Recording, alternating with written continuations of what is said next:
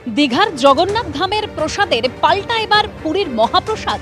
দীঘার জগন্নাথ ধামের গজা আর প্যারা বাড়িতে বাড়িতে বিলি করছে সরকার। আর এবার শুভেন্দু অধিকারী ঘোষণা করলেন পুরীর মহাপ্রসাদ নাকি বিলি করা হবে। এবং যেটা জানা যাচ্ছে, পুরী থেকে তমলুকের গৌরাঙ্গ মহাপ্রভুর মন্দিরে আসছে মহাপ্রসাদ।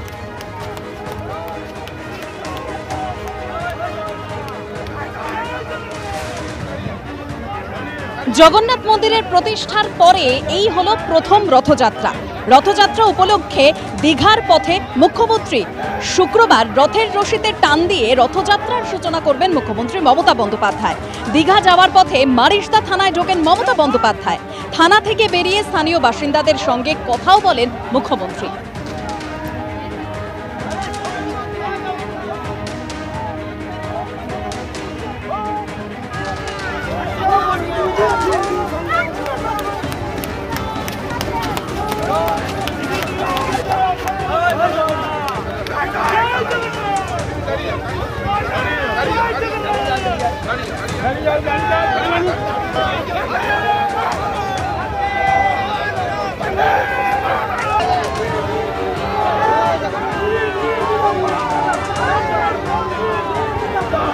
পুরীর জগন্নাথ মন্দিরের সাথে ওনার কম্পিটিশন শুরু করেছেন উনি, কারণ উনি কম্পিটিশন করতেই পারেন, ওনাকে কে মানা করেছে। কিন্তু বিষয়টি হচ্ছে হিন্দুদের ভাবাবেগ নিয়ে খেলার অধিকার ওনাকে কে দিল? আপনি কি দাদা ভাই না ভাই ভাই মিষ্টান্ন ভান্ডার, যার মালিক অমুক শেখ না টিপটপ না কি একটা মিষ্টান্ন ভান্ডার, যার মালিক মুসলিম ধর্মাবলম্বী, এবং সে গর্বের সাথে বলছে এখানে হালাল মিষ্টি পাওয়া যায়। এই হালাল মিষ্টি কিভাবে জগন্নাথ দেবের প্রসাদ হয়? এই অধিকার মুখ্যমন্ত্রীকে কে দিয়েছে? সুকান্ত মজুমদার কি বললেন আপনারা শুনলেন। অন্যদিকে বিরোধী দলনেতা শুভেন্দু অধিকারী তিনি যেমনটা বলেছেন যে পুরী মন্দিরের একেবারে মহাপ্রসাদ বিলির কথা ঘোষণা করেছেন তিনি।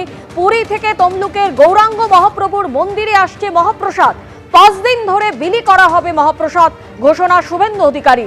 পাশাপাশি তিনি আরো বলেছেন স্থানীয় মিষ্টিকে দীঘার জগন্নাথ মন্দিরের প্রসাদ বলে চালানোর অভিযোগ করেছেন শুভেন্দু অধিকারী। শুভেন্দু অধিকারী কি বলেছেন আপনাদের সামনে রাখবো, পাল্টা কুণাল ঘোষ কি বলবেন রাখবো। বেলা 12টার সময় কলকাতা, 3টের সময় পুরী থেকে মহাপ্রসাদ আসছে। আমাদের গৌরাঙ্গ মহাপ্রভুর মন্দির তমলুক, ওখান থেকে বিতরণ শুরু হবে। 5 দিন ধরে পুরীর মহাপ্রসাদ হবে। গজা পেড়া না, আব্দুল চাচার হালাল মিষ্টি না। আর বিকেল 4টার সময় ইস্কন মেছেদার রথযাত্রা, 1 লক্ষ লোক নিয়ে হবে। এছাড়া আপনি আগে বলেছিলেন যে আপনি আমার মাসির বাড়িতে রথ যতদিন থাকবে গোটা বাংলায় ডাক আছে। সে মালদার মথুরাপুর মানিকচকেরও ডাক আছে, দুনিয়ার ডাক আছে, হুগলিরও ডাক আছে, সব জায়গায় ডাক আছে। অতএব আমরা বরাবর করি, নতুন করব। হালি হিন্দু সাজার জন্য মমতা কি করবে তার খবর রাখুন। যে তৃণমূলের বিরুদ্ধে লড়তে লড়তে লড়তে লড়তে হারতে হারতে হারতে হারতে এখন জগন্নাথ দেবের বিরোধিতা শুরু করে দিয়েছেন বিরোধী দলনেতা। মানে তৃণমূলের বিরুদ্ধে লড়তে যাচ্ছিলেন, সেটা হারতে হারতে দিশাহীন দিশাহীন এরপরে ভগবানের বিরুদ্ধে লড়তে শুরু করে দিয়েছেন।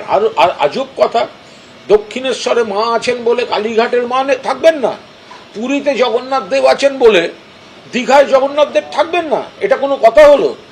তো উনি অযোধ্যায় রাম মন্দির আছে বলে তাহলে সেন্ট্রালে রাম মন্দির থাকবে না? তো দীঘা, সেখানে যে জগন্নাথ দেবের মন্দির হয়েছে, লক্ষ লক্ষ মানুষ আসছে।